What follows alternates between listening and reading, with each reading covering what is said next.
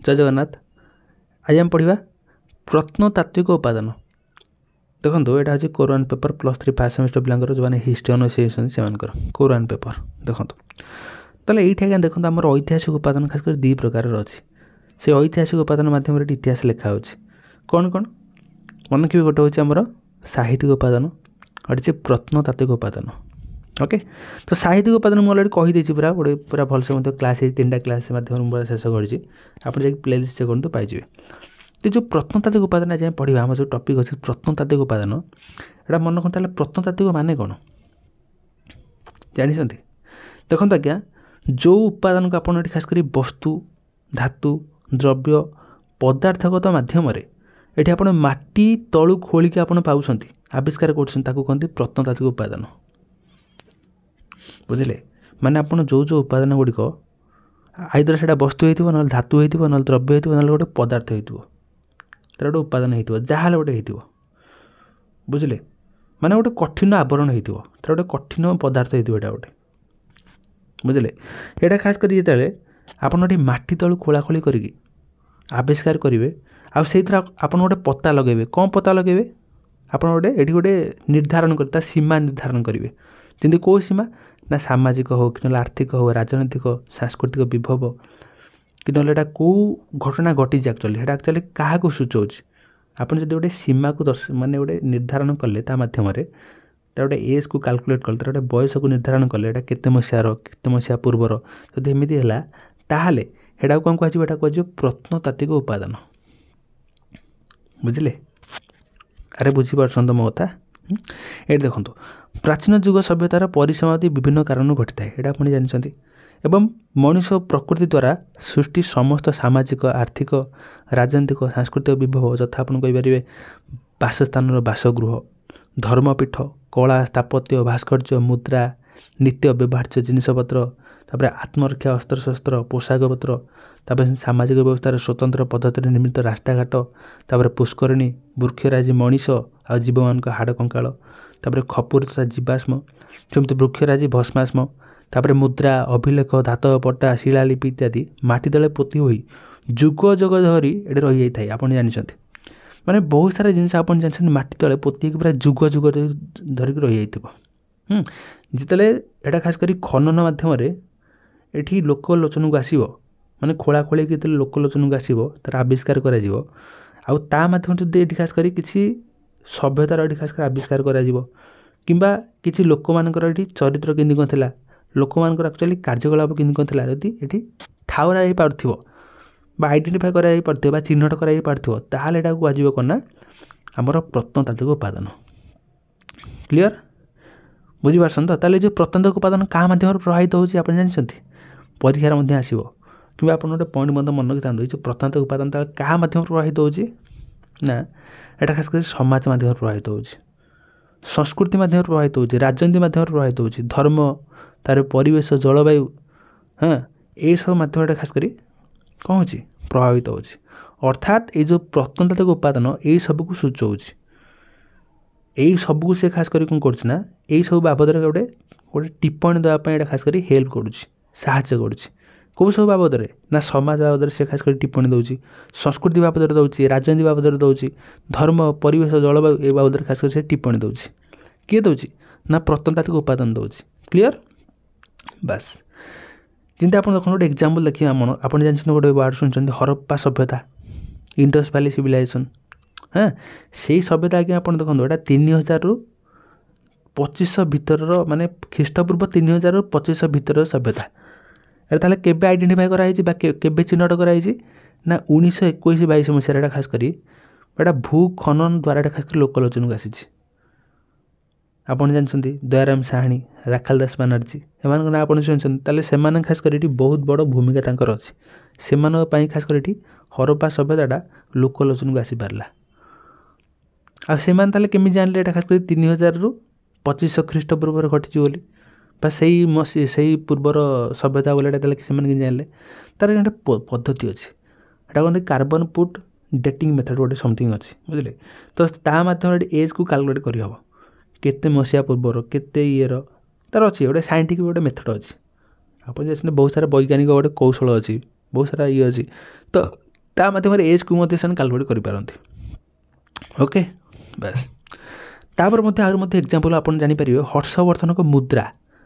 ହଁ ଯେତେବେଳେ ସେଇଟା ଆବିଷ୍କାର ହେଲା ତାପରେ ପରେ ଏଠି ସବୁ ଜାଣିଲେ ଯେ ଆକ୍ଚୁଆଲି ହର୍ଷବର୍ଦ୍ଧନଙ୍କୁ ଟିକେ ବୀଣା ଫିଣା ବଜାଇବା ପାଇଁ ବହୁତ ଭଲ ଲାଗେ, କାହିଁକିନା ତାଙ୍କର ଯେଉଁ ମୁଦ୍ରାରେ ଏଠି ବୀଣାଧାରୀଙ୍କ ମଧ୍ୟ ସଂକେତ ଥିଲା।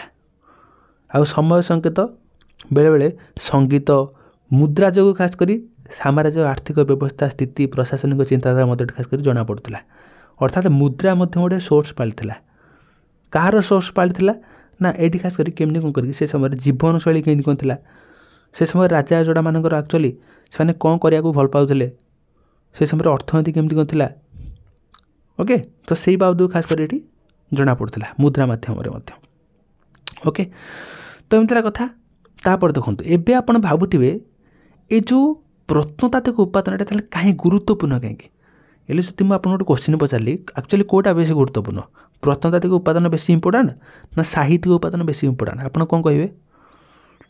ଆରେ ସାହିତ୍ୟିକ ଉପାଦାନଟା ବେଶୀ ଇମ୍ପୋର୍ଟାଣ୍ଟ ଦେବ, ମାନେ ବେଶୀ ଇମ୍ପୋର୍ଟାଣ୍ଟ ବୋଲି ଆପଣଙ୍କୁ ଲାଗୁଛି ଇତିହାସ ଲେଖିବା ପାଇଁ, ନା ପ୍ରତ୍ନତାତ୍ତ୍ୱିକ ଉପାଦାନ ବେଶୀ ଇମ୍ପୋର୍ଟାଣ୍ଟ ଲାଗୁଛି? ଯୋଡ଼ାକ ବେଶୀ ଇମ୍ପୋର୍ଟାଣ୍ଟ କିଛି କଥା ନାହିଁ, କିନ୍ତୁ ମେନ୍ କଥା ହେଉଛି ଦେଖନ୍ତୁ ଯଦି ଆପଣ ଦେଖିବେ କେଉଁଟାକୁ ଆପଣ ବେଶୀ ଭରସା କରିବେ, କେଉଁଟାକୁ କରିବେ? ଆପଣ କହିବେ ସାର୍ ଯୋଡ଼ାକୁ ତ ଆମେ ବେଶୀ ଭରସା କରିପାରିବା, କିନ୍ତୁ ଏଇଠି ଖାସ୍ କରି ଯେଉଁ ଭୌଗୋଳିକ ସ୍ଥିତି ବିଷୟରେ କିଏ ବେଶୀ ଟିପ୍ପଣୀ ଦେଉଛି କହିଲେ? ଭୌଗୋଳିକ ସ୍ଥିତି ବିଷୟରେ ଖାସ୍ କରି ମନେ ରଖିଥାନ୍ତୁ ଏଇଠି ପ୍ରତ୍ନତାତ୍ତ୍ୱିକ ଉପାଦାନ ବେଶୀ ଟିପ୍ପଣୀ ଦେଉଛି। କାହିଁକିନା ଆପଣ ଦେଖନ୍ତୁ ଜଳବାୟୁ ପରିବର୍ତ୍ତନ ହେଉଛି, ଏଇଲେ ସପୋଜ୍ ଗୋଟେ ଜାଗାରେ ପ୍ରବଳ ଜୋରେ କ'ଣ ହେଉଛି ନା ଶୀତ ହେଉଛି, ପ୍ରବଳ ଜୋରେ କାଚିକି ପୁରା ଶୀତ ହେଉଛି। ହଁ ଜଳବାୟୁ ଯେତେବେଳେ ପରିବର୍ତ୍ତନ ହେବ ସେ ଜାଗାରେ ଆଉ ଶୀତ ଆଦୌ ହେବନି। ବାଇଚାନ୍ସ ଯଦି ଶୀତ ନହେଲା ତାହେଲେ ବର୍ଷା କାଚିକି ହେଇପାରେ, ଯଦି ବର୍ଷା ନହେଲା ତାହେଲେ ମଧ୍ୟ ପ୍ରବଳ ଜୋରେ ଖରା ମଧ୍ୟ ହେବ। ବୁଝିପାରୁଛ ବୁଝିପାରୁଛନ୍ତି? ତାହେଲେ ଜଳବାୟୁ ପରିବର୍ତ୍ତନ ଯୋଗୁଁ ମଧ୍ୟ କ'ଣ ହୋଇଥାଏ ନା ବେଳେବେଳେ ଏଠି ଖାସ୍ କରି ମାନେ ଗୋଟେ ଜାଗାର ପୁରା ଭୌଗୋଳିକ ସ୍ଥିତି ମଧ୍ୟ ଏଠି ନିର୍ଦ୍ଧାରଣ କରାଯାଇଥାଏ। ତ ସେଇ ଯେଉଁ ଭୌଗୋଳିକ ସ୍ଥିତି ଖାସ୍ କରି ଯାହା ବି କିଛି ହେଉଛି ଆଉ ହଁ ତ ସାହିତ୍ୟିକ କୃତି ମାଧ୍ୟମରେ ଏଇଟା ଦେଖାଯାଇନଥାଏ। ସେଇଟା ଖାସ୍ କରି କାହା ମାଧ୍ୟମରେ ଦେଖାଯାଇଥାଏ ନା ପ୍ରତ୍ନତାତ୍ତ୍ୱିକ ଉପାଦାନ ମାଧ୍ୟମରେ ଖାସ୍ କରି ଭଲସେ ଜଣାପଡ଼ିଥାଏ। ବୁଝିଲେ? କାହିଁକିନା ସାହିତ୍ୟିକ ଉପାଦାନ ମାଧ୍ୟମରେ ଆପଣ ଏତେ ସହଜରେ ଏଠି ଭୌଗୋଳିକ ସ୍ଥିତିକୁ ପୁରା ପୁରା ଭଲସେ ବ୍ୟାଖ୍ୟା କରିପାରିବେନି, ଯେହେତୁ ଜଳବାୟୁର ପରିବର୍ତ୍ତନ ଘଟୁଛି। ବୁଝୁନ? କାହିଁକିନା ଯେଉଁମାନେ ସାହିତ୍ୟ ଗ୍ରନ୍ଥପତ୍ର ଲେଖାଲେଖି କରିଥାନ୍ତି ସେମାନେ ଖାସ୍ କରି ଗୋଟେ ଚରିତ୍ରକୁ ଆଧାର କରିକି ସେ ଲେଖିଥାନ୍ତି। ବୁଝିଲେ? ଚରିତ୍ରକୁ ଆଧାର କରି ଲେଖିଥାନ୍ତି। ତ ସେଇ ଚରିତ୍ର ପାଇଁ ଖାସ୍ କରି ସେଇ ସମୟରେ ଯାହା ଘଟିଥାଏ ସେମାନେ ସେଇଟାକୁ ଖାଲି ଦେଖାଇ ଦେଇଥାନ୍ତି, ସବୁ ସେମାନେ ଲେଖିନଥାନ୍ତି। ତେଣୁକରି ଆପଣ କହିପାରିବେନି ଯେ ଗୋଟେ ସାହିତ୍ୟିକ ସୋର୍ସ ମାଧ୍ୟମରେ ବା ସାହିତ୍ୟିକ ଆପଣ କହିପାରିବେ ଯେଉଁ ଏଠି ଉପାଦାନ ମାଧ୍ୟମରେ ସବୁକିଛି ଆପଣ ପାଇଯିବେ ତାହା ନୁହଁ। ପ୍ରତ୍ନତାତ୍ତ୍ୱିକ ଉପାଦାନ ଆପଣଙ୍କୁ ବହୁତ ହେଲ୍ପ କରିବ। ଦେଖନ୍ତୁ ଲେଖା ହେଇଛି କ'ଣ ଦେଖନ୍ତୁ, ଏଠି ଦେଖନ୍ତୁ ପ୍ରତ୍ନତାତ୍ତ୍ୱିକ ଉପାଦାନ ଇତିହାସ ଲିଖନ ତଥା ପୁନର୍ଲିଖନ ନିମିତ୍ତ ସାହିତ୍ୟିକ ଉପାଦାନର ଅଧିକ ଗୁରୁତ୍ୱପୂର୍ଣ୍ଣ। ଦେଖିଲେ ଅଧିକ ଗୁରୁତ୍ୱପୂର୍ଣ୍ଣ କାହିଁକି? ଦେଖନ୍ତୁ କାରଣ କ'ଣ ଦେଖନ୍ତୁ ଏଠି ନା ଭାରତର ସ୍ଥିତି ଏକ ଉପମହାଦେଶୀୟ ବିଶାଳତା ସୃଷ୍ଟି କରୁଥିବାରୁ ଏହାର ବିଭିନ୍ନ ପ୍ରାନ୍ତ ଭିନ୍ନ ଭିନ୍ନ ଜଳବାୟୁ ଭୌଗୋଳିକ ଭିନ୍ନତାରେ ପରିପୂର୍ଣ୍ଣ ଅଟେ। ତେଣୁ ସାହିତ୍ୟିକ ଉପାଦାନରୁ ଜାଣିବା କଷ୍ଟସାଧ୍ୟ ଯେ କେଉଁ ସାହିତ୍ୟିକ କେଉଁ ଅଞ୍ଚଳରେ କେଉଁ ଶାସକଙ୍କ ବିଷୟରେ ଲେଖା ହେଇଛି। ଦେଖିଲେ ଏଠି ତାହେଲେ ଆପଣ ଏଠି ଏଇଟା ଜାଣିବାଟା ବହୁତ କଷ୍ଟକର। ଆରେ ଏଇଟା ଜାଣିବାଟା ବହୁତ କଷ୍ଟକର। ହଁ କାହିଁକିନା ଆମ ଭାରତୀୟ ଉପମହାଦେଶଟା ଗୋଟେ ବହୁତ ବଡ଼, ଏଠି ଭିନ୍ନ ଭିନ୍ନ ଜଳବାୟୁ ମଧ୍ୟ ଅନୁଭୂତ ହେଉଛି। ତ ସାହିତ୍ୟିକ ଉପାଦାନ ଆପଣ ଦେଖିକି ଯେଉଁ ସବୁ ଆପଣ ଠାଉରେ ଦେବେ ତାହା ନୁହଁ, ତା ପାଇଁ ମଧ୍ୟ ପ୍ରତ୍ନତାତ୍ତ୍ୱିକ ଉପାଦାନ ମଧ୍ୟ ବହୁତ ଇମ୍ପୋର୍ଟାଣ୍ଟ। ପ୍ରତ୍ନତାତ୍ତ୍ୱିକ ଉପାଦାନ ସେକେଣ୍ଡ କଥା ଦେଖନ୍ତୁ, କେଉଁ ସାଂସ୍କୃତିକ ଓ ସାମାଜିକ ଅବସ୍ଥାର ପୃଷ୍ଠଭୂମିରେ ନିର୍ଦ୍ଦିଷ୍ଟ ସାହିତ୍ୟ କୃତି ରଚିତ ହୋଇଛି। ସାହିତ୍ୟିକ କୃତିରୁ ନିର୍ଦ୍ଦିଷ୍ଟ ସମୟ କାଳର ସ୍ପଷ୍ଟ ସୂଚନା ମଧ୍ୟ ମିଳିପାରିନଥାଏ। ବୁଝିଲେ? ତ ସାହିତ୍ୟକାର ବା ଲେଖକମାନଙ୍କ ନିଜ ନିଜ ଚରିତ୍ର ଅନୁସାରେ ଗୋଟିଏ ଘଟଣାକୁ ଭିନ୍ନ ଭିନ୍ନ ପ୍ରକାରରେ ସେମାନେ ବ୍ୟାଖ୍ୟା କରୁଥିଲେ। ଯେପରି ଚୀନର ପରିବ୍ରାଜକମାନେ ବୌଦ୍ଧ ତତ୍ତ୍ୱରେ ବିଶ୍ୱାସ କରୁଥିବାରୁ ସମସ୍ତ ଭାରତୀୟ ଘଟଣାକୁ ସେହି ଅନୁସାରେ ସେ ବ୍ୟାଖ୍ୟା କରିଥିଲେ। ଅର୍ଥାତ୍ ଯେହେତୁ ଚୀନର ପରିବ୍ରାଜକମାନେ ଯେହେତୁ ବୌଦ୍ଧ ତତ୍ତ୍ୱରେ ସେ ଏଠି ବିଶ୍ୱାସ କରୁଥିଲେ, ତେଣୁକରି ସବୁ ଘଟଣାକୁ ସେଠି ବୌଦ୍ଧ ତତ୍ତ୍ୱ ମାନେ ବୌଦ୍ଧ ତତ୍ତ୍ୱ ସେ ନିହାତି ଭାବେ ସେ ନିହିତ କରୁଥିଲେ। ଭାରତୀୟ ଘଟଣାବଳୀ ଯାହା ଘଟୁଥିଲା ସେମାନେ ଭାବୁଥିଲେ ବୋଧେ ଏଇଟା ବୋଧେ ବୌଦ୍ଧ ଧର୍ମ ରହିଥିବ, ବୌଦ୍ଧ ଧର୍ମରେ ଏମିତି ବୋଧେ ହେଉଥିଲା, ଆଉ କ'ଣ କିଛି ଧର୍ମକୁ ସେମାନେ ଆଖିବାକୁ ଆସୁନଥିଲା ତାଙ୍କର। ତ ସେମାନେ ଖାସ୍ କରି ଗୋଟେ ଜିନିଷକୁ ବେଶୀ ଫୋକସ୍ କରିଦେଉଥିଲେ, ଯେଉଁମାନେ ସାହିତ୍ୟିକ ଗଣ ଅଛନ୍ତି। କିନ୍ତୁ ପ୍ରତ୍ନତାତ୍ତ୍ୱିକ ଆଧାରରେ ବା ପ୍ରତ୍ନତାତ୍ତ୍ୱିକ ଉପାଦାନ ଆଧାରରେ ଆପଣ କ'ଣ କରିପାରିବେ ନା ଗୋଟେ ଭୌଗୋଳିକ गोटे घटनावली को आपण पूरा चित्रण ताको पूरा भलसे आपण चित्रण करें। ओके तो एमती कथा।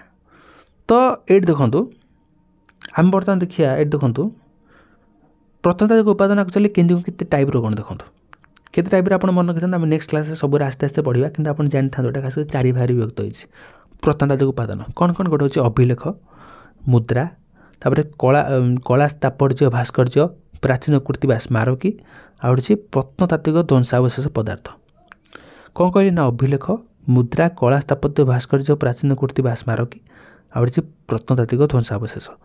तो यहाँ आप मन रखते अभिलेख खास दिहार विभक्त कराई गोटे सरकारी अभिलेख आउट घरोई अभिलेख है आम आगे पढ़ा आम नेक्स्ट वीडियो आप जानीजे अभिलेख एक्चुअली किंदी कौन पूरा डिटेल में कह आज रोचे वंदे उत्कल जननी।